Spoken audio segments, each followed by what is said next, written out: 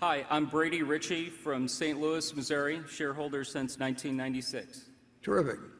Warren, you and Charlie have been critical of business schools in the past and what they teach. With respect to value investing in Super Investors of Graham and Doddsville, you featured the returns of many great investors with different backgrounds, work, and education, with the lesson being following the philosophy is the key. To be successful today, does it still just fall back to Chapter 8 of The Intelligent Investor? And what do you think of programs and designations such as CFA, CFP, etc., which purport high standards, yet rooted heavily into academia? And I'd like to challenge you to a round of bridge tomorrow. And what was the last part? What do we think about? Yeah, business schools and all that. Business schools and all that. Yeah. I didn't catch the last one. They're better. Oh, he's challenging me to a round of bridge. Okay. I went to 3 business schools, and at each, I found a teacher or two. I went to one specifically to get a given teacher, but each one of them I found a teacher or two that I really got a lot out of. So we're not anti-business school here at all. We do think that the priesthood, say 30 years ago, for example, in terms of, or 40 years ago, in terms of efficient market theory and everything, they strayed pretty far, in our view, from the reality of investing. And I would rather have a person, if I could hire somebody among the top 5 graduates of number 1, 2, or 3 of the business schools, and my choice was somebody that had was bright, but had Chapter 8 of The Intelligent Investor. Absolutely, it just was natural to them. They had it in their bones, basically. I take the person from Chapter 8. This is not, what we do is not a complicated business. It's got to be a disciplined business, but it does not require a super high Q or anything of the sort. There are a few fundamentals that are incredibly important, and you do have to understand accounting, and it helps to get out and talk to consumers and start thinking like a consumer in many ways in certain industries, and all of that. But it just doesn't require advanced learning. And I certainly, I didn't want to go to college, so I don't know whether I would have done better or worse if I'd just quit after high school, and read the books I read and all of that. I think that if you run into a few great teachers and they really change the way you see the world to some degree, you're lucky, and you can find them in academia, and you can find them in ordinary life. And I've been extraordinarily lucky in having great teachers, including Charlie. I mean, Charlie's been a wonderful teacher.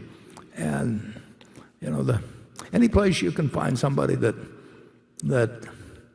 gives you insights into things you didn't understand before, maybe makes you a better person than you would have been before, that's very lucky, and you want to make the most of it.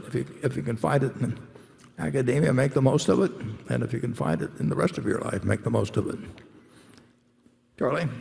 Well, when you found Ben Graham, he was unconventional, and he was very smart. And of course, that was very attractive to you. And then when you found out it worked and you could make a lot of money while sitting on your ass, of course, you were an instant convert. And so it still appeals to me, actually. I mean, but the world changed before he died. Ben Graham recognized that the exact way he sought undervalued companies wouldn't necessarily work for all times under all conditions. And that's certainly the way it worked for us. We gradually morphed into trying to buy the better companies when they were underpriced instead of the lousy companies when they were underpriced. And of course that worked pretty well for us. And Ben Graham, he outlived the game that he played personally most of the time. He lived to see most of it fade away. I mean, just to find some company that's selling for 1/3 of its working capital and figure out it could easily be liquidated and distribute $3 for every dollar of market price. Lots of luck if you can find those in the present markets. And if you can find them, they're so small that Berkshire wouldn't find them of any use anyway. So we've had to learn a different game, and that's a lesson for all the young people in the room. If you're going to live a long time, you have to keep learning. Yeah. What you formerly knew is never enough.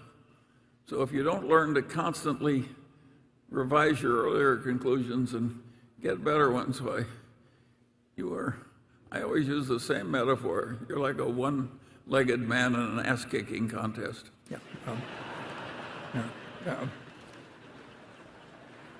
If anybody has suggestions for another metaphor, send them to me. Graham, incidentally, one point, important point, Graham was not scalable. I mean, you could not do with really big money.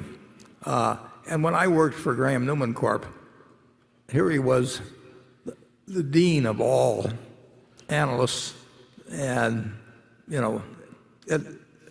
he was an intellect above all others around that time.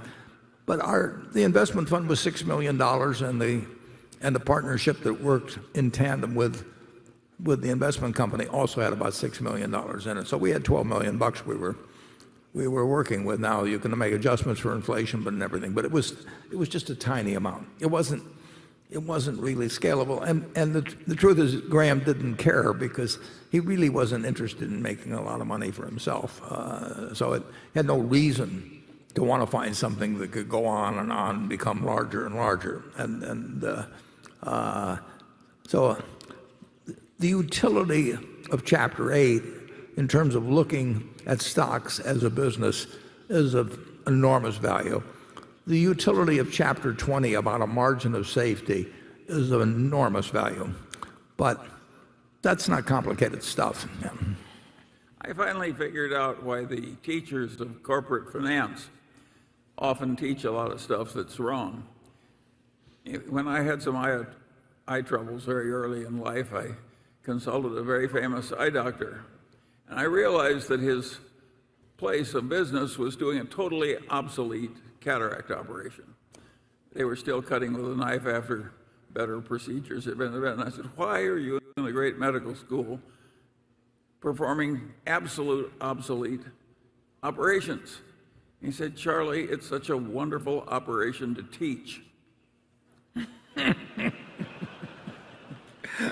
Well, that's what happens in corporate finance. They get these formulas, and it's a fine teaching experience. You give them the formula, you present the problem, they use the formula. You get a real feeling of worthwhile activity. There's only one trouble, it's all balderdash. Yeah, whenever you hear a theory described as elegant, watch out. Right.